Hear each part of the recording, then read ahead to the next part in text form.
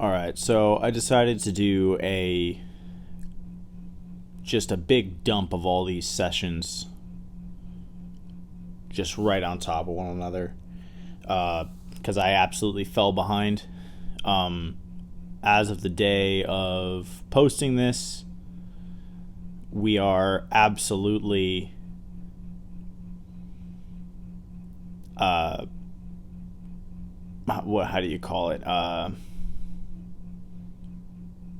So as the day of posting this, we're 1 week post competition. And so here's the bunch of sessions in between the last session I posted, session 18, and finally the day of competition. So this is session 19 that we're viewing here. As per normal, just each day is always got a focus that's kind of based off of the last session and what bullet points I have that I would like to meet in order to get me to comp time. So each session can be a bit of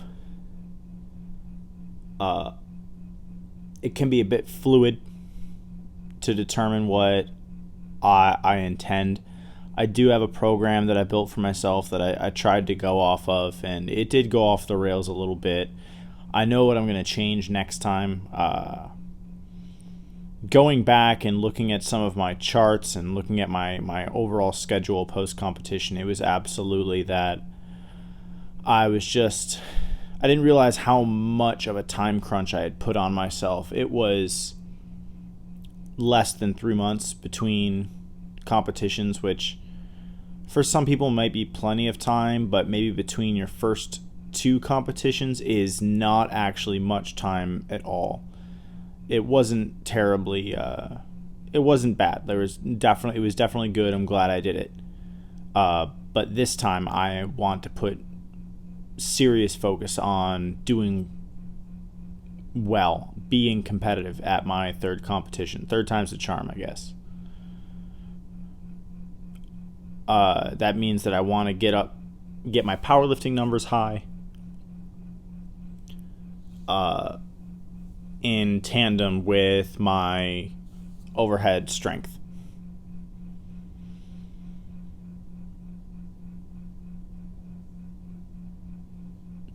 Yeah, it looks like this session was one of the ones where I work up to a heavy squat and then I work on my overhead pressing.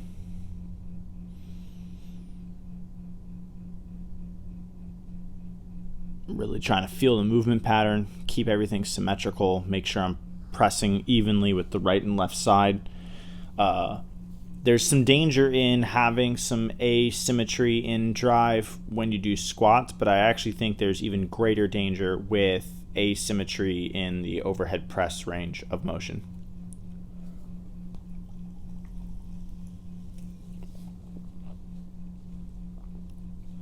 Putting a lateral kink in your thoracic spine, not a solid choice or move to make.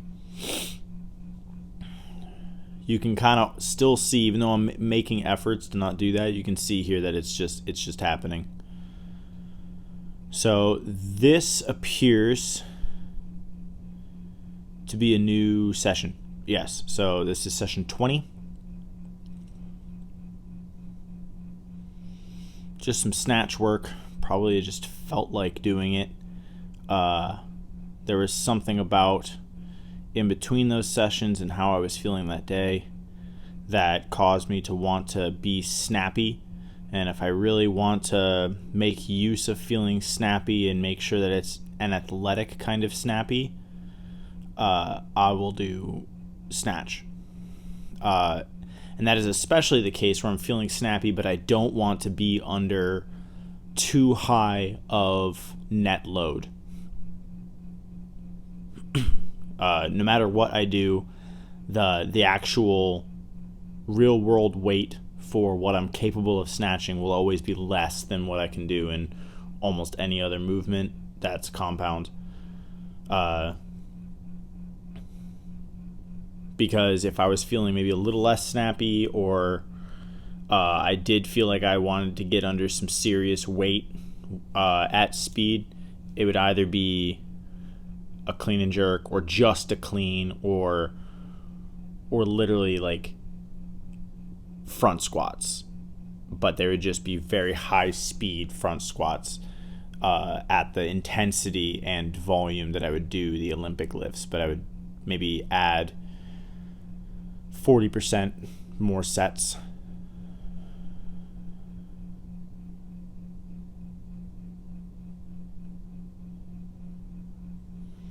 I am interested at some point to see how much I can progress my Olympic lifts with having added in all this behind the neck press work. I think it's seriously, it's been a revelation. I didn't realize how bad I was going to be at the overhead, at the behind the neck press. And it's going to be something that if I just do the behind the neck press and start to add in some heavy overhead squats, that I'll be able to improve my snatch substantially.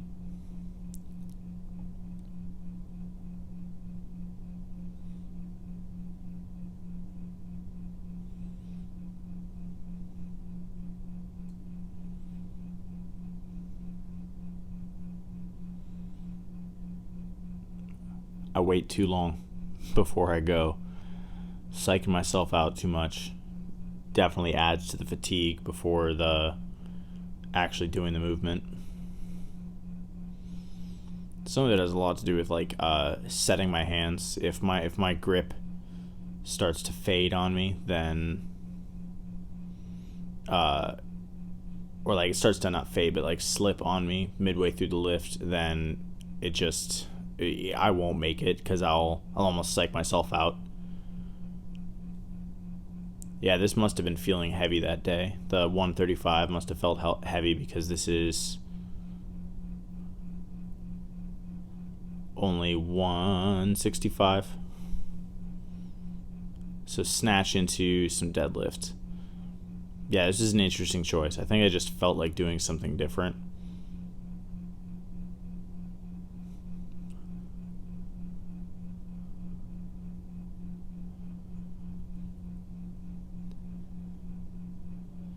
Yeah, this is definitely where I was still sort of figuring out the mechanics of the grips that I have on the trap bar, and how to actually deadlift with the trap bar, because it's more squat mechanic. And it actually ended up working out really, really well at the competition. I didn't have any grip issues like I thought I was gonna. I actually had greater issues with just the balance and the twist of the large implement. I was definitely spinning the implement a bit, and I was having to keep up with that bit of rotation, which meant that it would likely meant that I had an asymmetrical drive up, or I didn't have as balanced of a grip as it seemed like on a strong rep. So it would lean forward or start to twist on me. It was really hard to get my bearings on that. I think it's the sagittal plane, forward to back. I know how to do that with a barbell, how to understand where I'm gripping in relation to my body, and I really don't have that sense forward to aft on something that's built that way, like a frame deadlift, or maybe if there were something that had a large grip area for a farmer's carry or farmer's deadlift or something. Yeah, I had to use straps here because I didn't want it to be that my limiting factor on getting these up was my grip at this moment. There's two competing interests, actually being able to lift the weight and actually being able to hold on to the weight. If I focus solely on holding on to the weight, I will never train a weight that I would be able to actually lift with my legs anyway. And a part of me was more worried about actually being able to lift it than my grip giving out. I was definitely hoping that it would be much easier to grip in competition, and it turns out that it was. The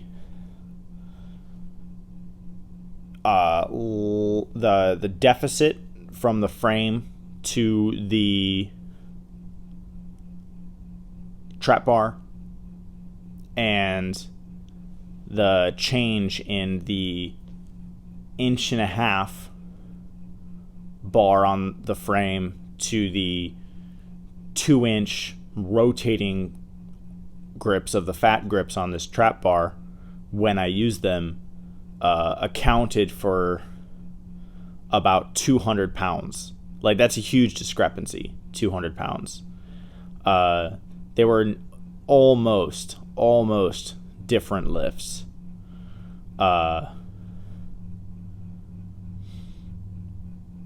But, the training wasn't worthless, obviously.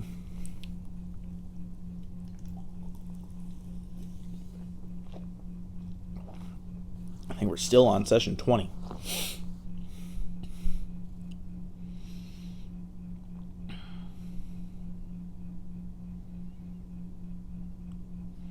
Oh, yeah, okay. So what I was doing is I did want to work my grip. I put the fat grips back on, and I just did some holds.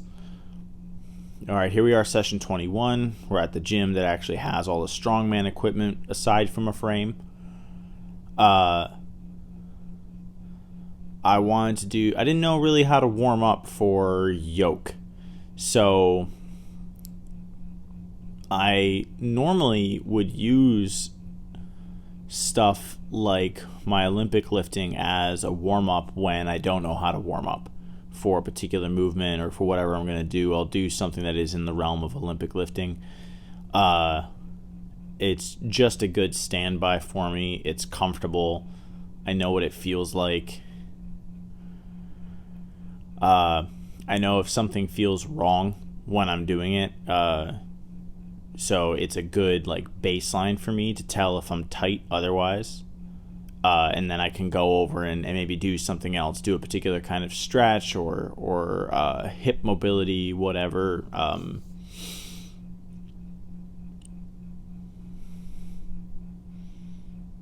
The equipment they have for Olympic lifting there is really not great. They have a lot of variable thickness bars, poor rotation on those bars, a lot of variability to the actual plates. It's quite easy to get two different 45s on either side. Luckily I was able to grab the two bumpers, and I stacked incrementals on them. Went pretty light. I think was that snatch a minute ago that I only went to 135 snatch, and now I'm doing the 135 clean, and I believe I only go up to 185 for these hang cleans. This is 135 here.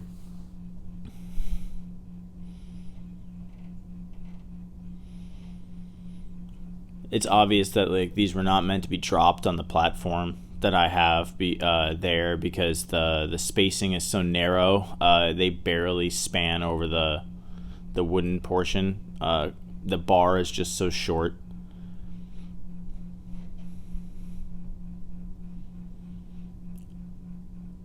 I was really concerned. There's a screw off to the side that I was making sure that I wasn't dropping the bumper plates onto this screw, either breaking the platform or gouging out some of the material on the weights. Just I did eventually pause my membership, so I only pay $5 a month instead of the $35 a month. Because I'll likely be going back there in 5 months or so, when I start to get ready for my next comp. Between now and 5-6 months from now, though, I'll be trying to get myself in just better general shape.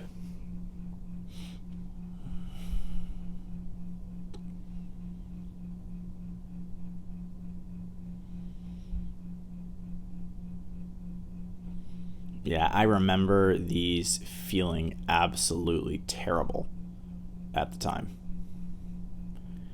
They just weren't snappy. My hip flexors felt so tight.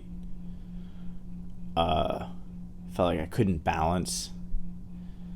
It was also just so unreasonably hot. I believe it was like 102 this day.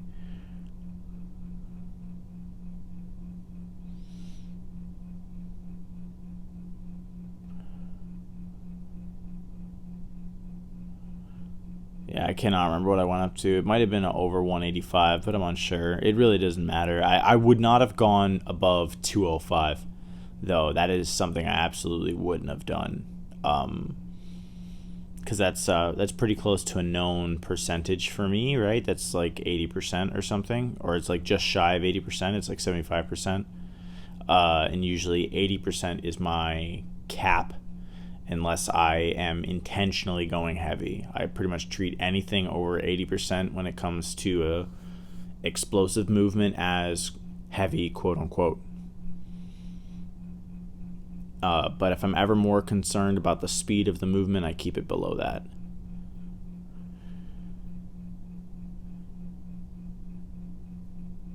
So I was playing around with grips, playing around with how do I cool this bar off. I did put water on it, but that water evaporates as soon as it's put on the bar. So I believe this is a 150 pounds frame. I'm really unsure. I'll have no way of knowing. The one at the competition was supposedly 175, and so they calculate from there. I've just decided to probably not worry about it so much. As long as I'm within 100 pounds of whatever's going to be at comp, I just need to trust that I can do it.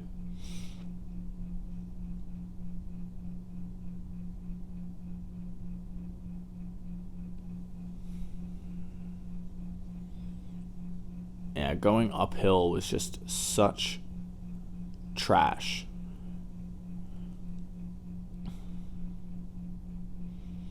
The downhill felt really good. It felt like I was learning to get speed under the yoke.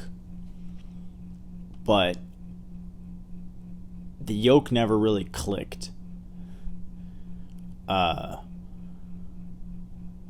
Did eventually get new shoes because the yoke tore my shoes up.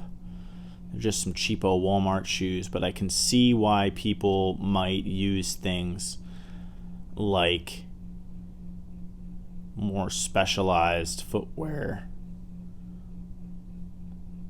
I do not have that fortuitous kind of bow-legged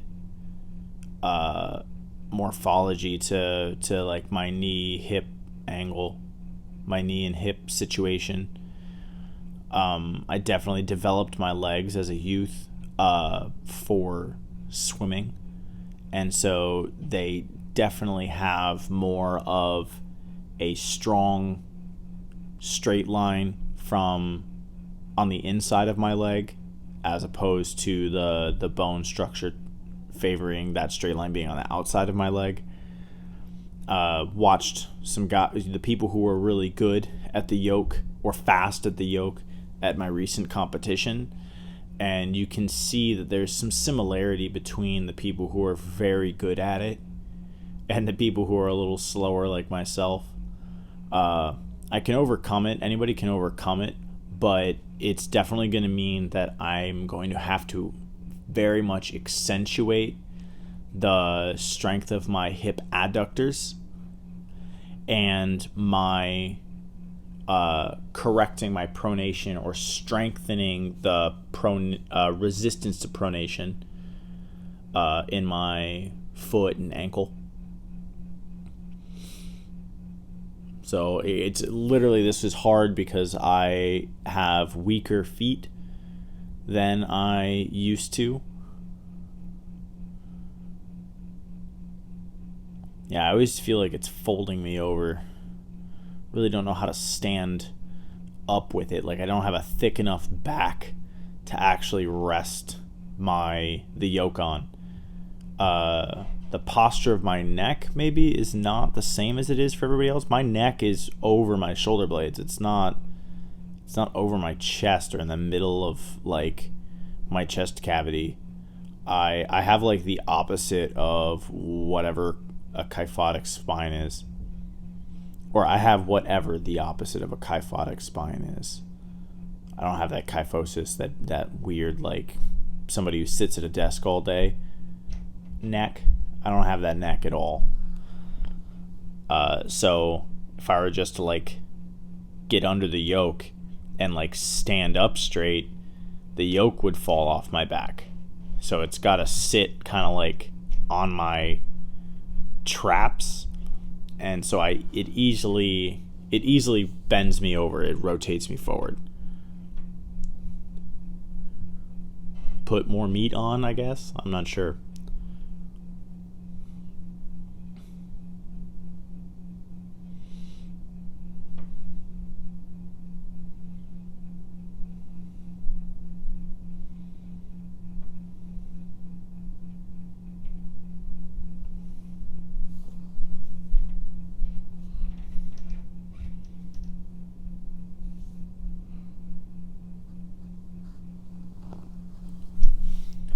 The yoke is just so hard. I am so trash at it. I have nothing but problems. It gasses me like crazy. I'm beat up for days. My first competition, there was not a carry like this. It was nothing like that.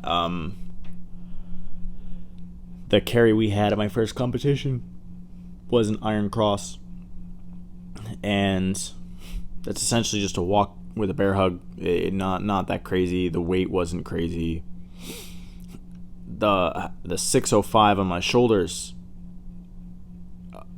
kept me in poor recovery as per my whoop for 5-6 days. I was absolutely trashed. It was nearing the point where I thought maybe I was genuinely injured.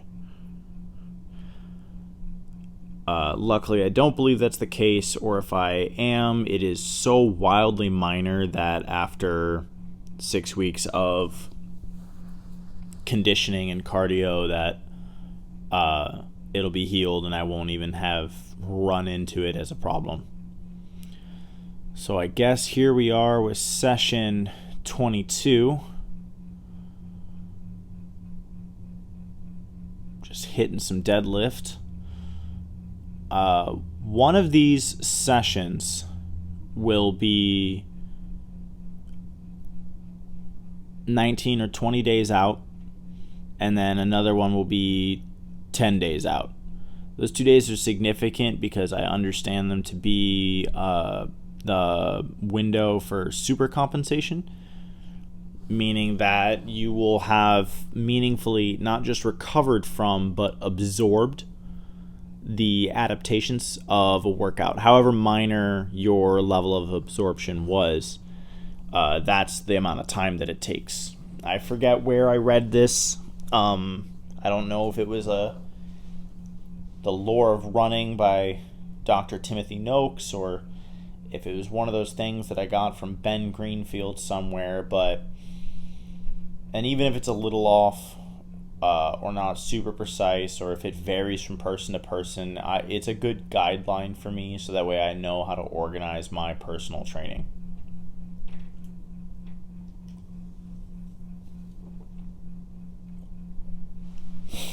I bring it up because I'm not sure if that is this day here or not, but when I'm getting into a particularly heavy lift, it should be apparent that that's the day that's the case.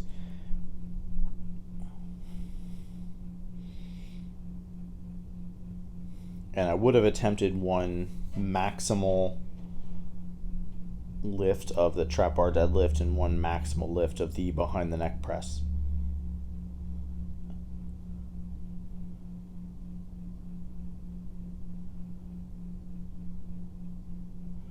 Yeah, this looks like a day where I was definitely trying to hit some volume, so this would not have been it.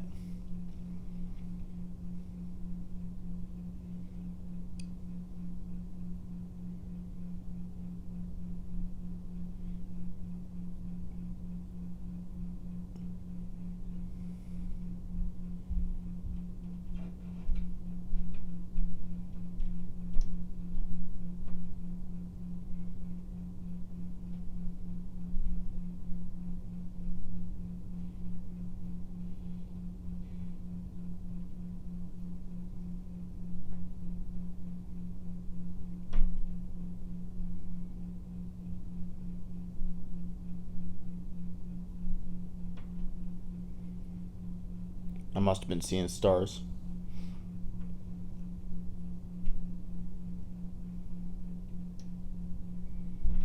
Went back for more though, always. Unless I'm going for a max effort or I have a particular reason that I would do singles, I almost always do at least a double.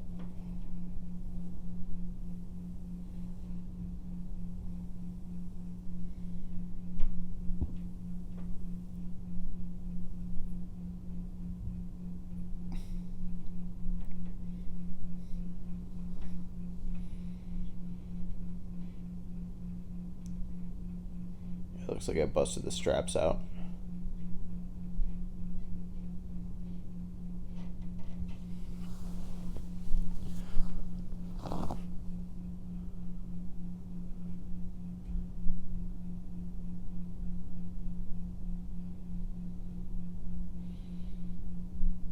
I guess I cut that one short. Yeah, so that's all that day was a little bit of trap bar work. And then move on to session 23.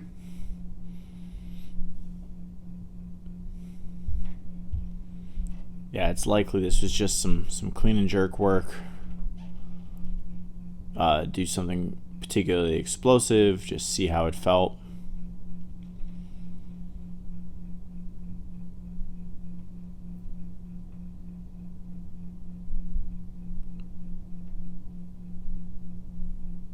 I don't know if this is the day that I went up to 275 or not. No, it's not. It's not. More behind the neck press. Camera angle's a little low, but it's good to see the footwork. Not really putting a lot of pressure into the back foot, and I think that limits my ability to really drive under the bar. I'm kind of walking my feet as opposed to really driving.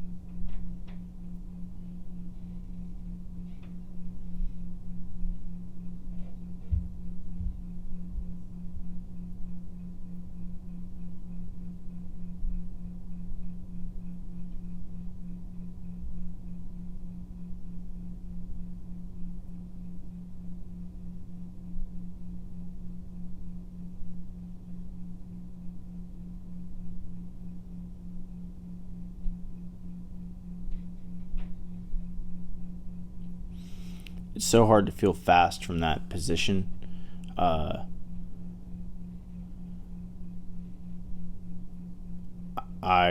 think I realize that I kind of like want to bend forward always a little bit, and that's actually okay. I didn't realize this until it was kind of like too late to go back and try to refine the movement too much.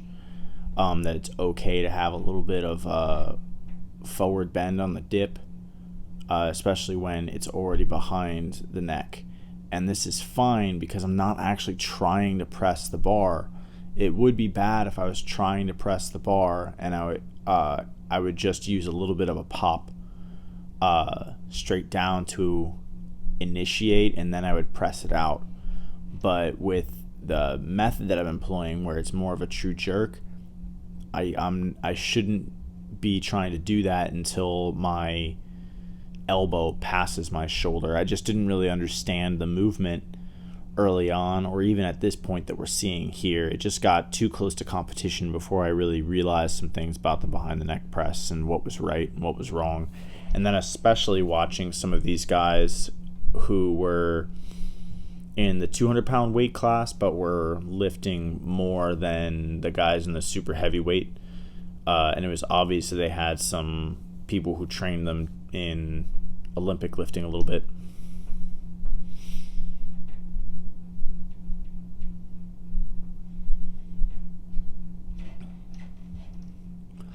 This might have been where I did 275 for like 3 to 5 by 5. Yeah, what is this?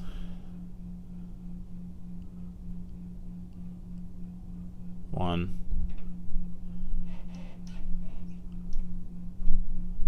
two, three. Yes, maybe it's 3 by 5.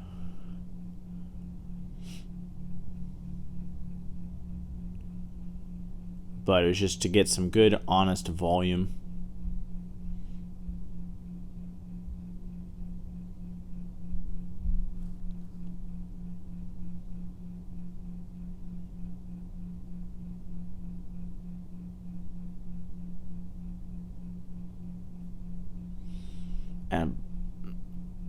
And then here we are, new session. So this is 24, session 24.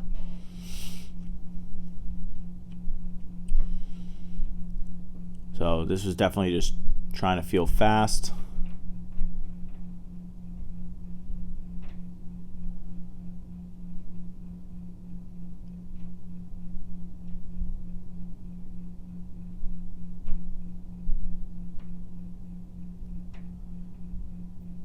It's a lot of the same stuff, just over and over and over again, just drilling the movement, drilling the movement, drilling the movement.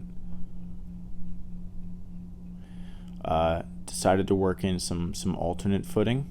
I do that from time to time because I do get worried that like I'm creating some asymmetries, so I at least like to stimulate the other side somewhat with the hopes that there'll be some crossover signal for like muscle growth and such. Put the wrist wraps on because I wasn't sure if when I tried to go heavy more often that if it would feel better or not. It didn't really seem to matter. It mattered at one point when I was doing snatches and I felt like I was really putting pressure on my wrists quite a lot. But it seems to be that I've adapted quite a lot in my wrists and they're able to handle a lot more load. So that alone might be a reason why I will eventually slowly just keep getting better in my snatch, because the pressure on my wrists will just get more comfortable and it'll be one less thing to worry about while I'm trying to make the lift.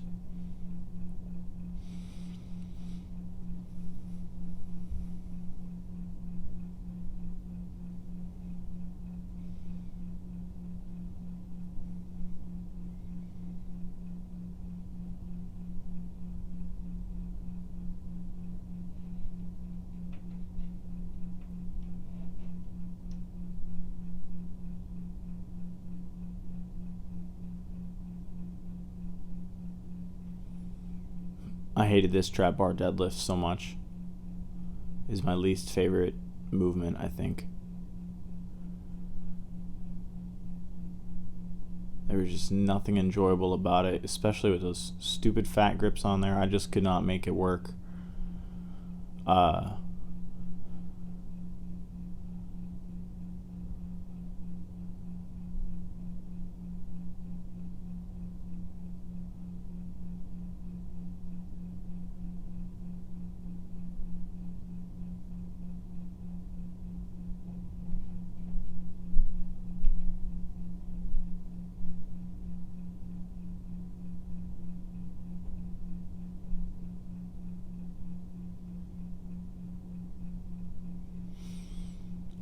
Alright, so here's session 25. So this is definitely that day that's like 19 or 20 days out. It's back at that gym that has some of the Strongman equipment. I went here because I had every intention of trying to hit a heavy overhead and then move on and go do a heavy yoke. I can definitely tell you that that is not what happened with this overhead. This overhead was absolutely atrocious. Some of it had to do with that I did not enjoy the the feel of this bar. This bar had no whip, had no elasticity. It's just really, really stiff and really, really rigid. So it very much messed with my tempo under the bar, I believe. I think a lot of strongman would not like the idea that someone is utilizing the whip of the bar. But if the bar whips, it matters. It's kind of the same as like pulling the slack out of a deadlift. If there's no slack to pull out of the deadlift, then it's going to change the way that you deadlift the same weight. And so that's kind of what's going on here. As you can see, two absolutely different plates on either side. Sort of ruined my OCD at the time. The floor didn't feel good. There was just nothing good about it. It's a very tight space, a very tight rack compared to the gym that I normally do these at. I will never attempt anything in these racks at this gym probably ever again. They were the absolute worst. I guess it's fine if you're just like squatting or doing heavy rack pulls, but if you're doing anything technical, you want good equipment. You want enough space, and you want honestly some uniformity between all of the like assemblies of equipment, because otherwise it means that if you're not willing to wait for someone to get off the good one, you'll pretty much never get the good rack. It doesn't happen. So I'm always relegated to one of the two crappier racks. See, this other guy's like just on his phone. Try not to spend too much time between sets. I try to spend enough time, right? Not too little, not too much. But I definitely also don't necessarily spend it just surfing my phone. Oh yeah, see, there was that bail. Just didn't feel great. This is only 245. I really should have been able to make this. And this might have actually only been 10 days out here from competition, and it just did not feel awesome. It felt really bad. This was kind of the make it or break it. Oh God, it just looked horrible. It hit my chest. So I tried it from the front rack position because I just needed to feel this weight overhead. I needed to be up there.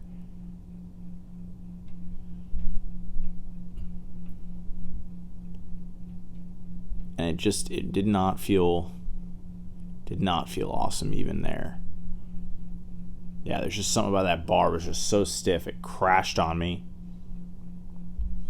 And we went out and did this yoke.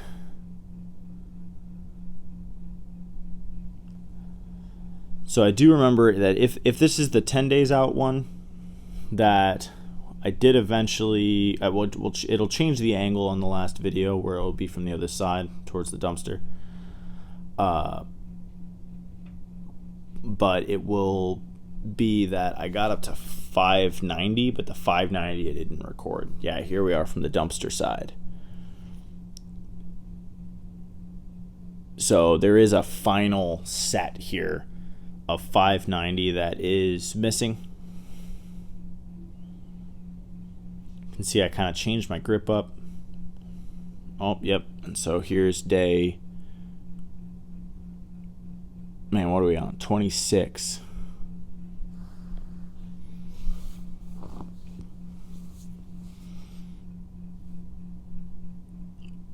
More of the same. Every session, usually do some rowing, no matter what gym I'm at. Depending upon how much mobility I feel like I need in my hips, I will do some hip abductor and adductor. So if I know that I'm going to be doing some Olympic lifting, as some neurological priming, or just because I want to or whatever, and I need to be able to get into a deep receiving position, I will warm up my hip abduction and adduction. For this session, it's unlikely that I did that. I believe if that was 10 days out a moment ago, that means that this is the story of a girl. Kidding. That means that this is getting into my taper territory, where I really would have been just working on the movement and just really feeling the movement explode up from me, making sure that the motor patterns were right. And that makes sense because I've busted out the sleeves, the elbow sleeves and the knee sleeves, because I'm really trying to preserve my joints and give my self a bit of a chance to move with the same amount of proprioception, but be familiar with wearing the sleeves. But I'm not going to do so much training in them that I become like proprioceptively desensitized to wearing the knee and elbow sleeves. That could be in my imagination that occurs, but it feels like it's the case. It feels right. I don't have a great worry from any of my joints at this point, at least not in this way. I don't think I'm getting overuse injuries. It would absolutely be the case if I could wear something on my thoracic spine or on my shoulders. I guess I would, but my elbows and my knees don't really have trouble. It's my spine, it's my neck, it's my hips that have trouble. And I guess my hands. I do have arthritis, and it's in those places, but it's not in my elbows and it's not in my knees.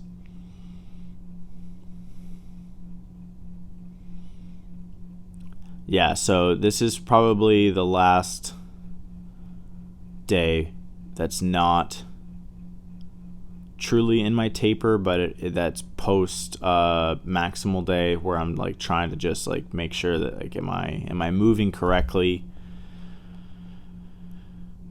What does it feel like to wear all the gear? Really trying to do a lot of picturing what it's going to be like the day of as I'm doing the movements. That those are my main focus. Then am I lifting absolutely maximally heavy? So yeah, we noticed that I went up to 205, and that was 80%. This one I'll probably go up to a similar like 70-80% mark, something like that.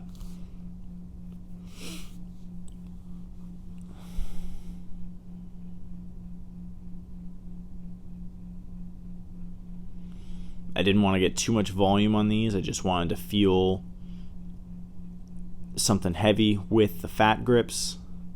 Really trying to over squeeze in the fat grips. Alright, so this is session 27. This would absolutely be taper territory. I don't believe I'm going to get above 60% here.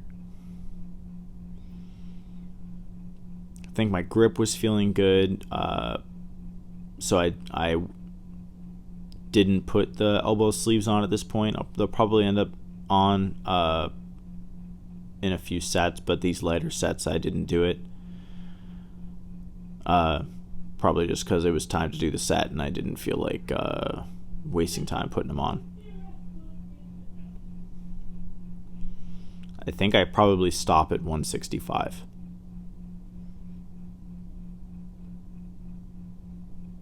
$165 to $185, somewhere in there. I just absolutely I'm like, nope, I'm good, done.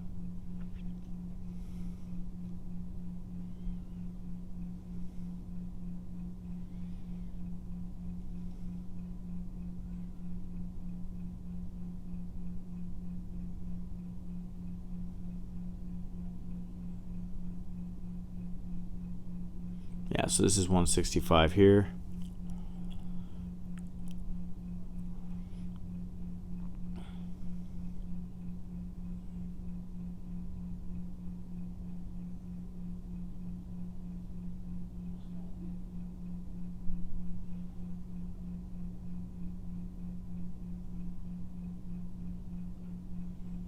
Another set of 165, it looks like.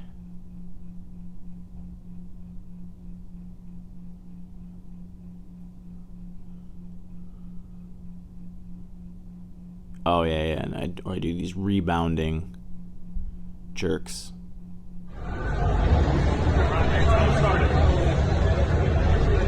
that was it. We get into competition. This is my first attempt at 245. A good bar, it's a great bar. Really focused on the bracing and drove it up. Felt good. Second attempt, 265. This is my only other good attempt.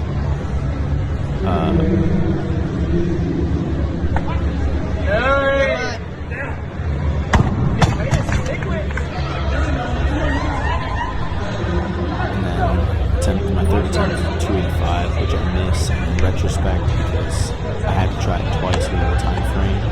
I hit the platform and hit the back of my head, and so I should have walked it out.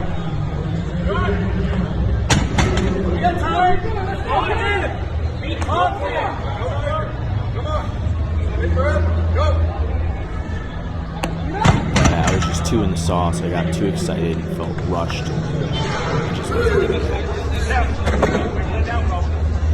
Here's the frame deadlift. They ended up bumping the weight up to 555 pounds. Getting 12 reps. Like I said, the deficit, the change between how it felt doing the trap bar with the fat grips and doing this setup, it was just night and day. Hard to compare. But as you can see, it's kind of rolling forward. I couldn't find a really good balanced spot because it felt like no matter where I gripped it, it would fall either front or back. Looks like I had a rep and a half of a good spot. That was a good place. And then it started to twist on me. I don't know if that was because of I was asymmetrically pulling because I was fatigued or what. 605 yoke, 57 feet with it. So it was 25 feet there, 25 feet back, and then took it another 7 feet.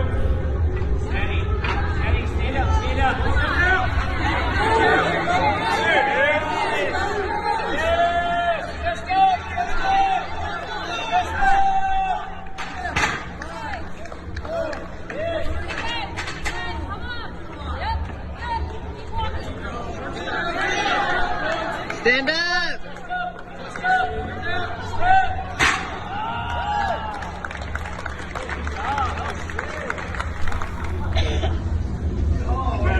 Ready. And then last event was this carry. This carry was fun. I almost kind of wish it was like longer. I could have done more, but I just couldn't put out fast enough. So like, I almost wish it were like, I don't know if I want to say it was heavier because like right here I just felt like I didn't weigh enough to get it moving. And then like I couldn't get good grip on the floor to actually be able to lean back as much as I would have liked. Alright, that's it. Thanks for following along. Like, comment, subscribe.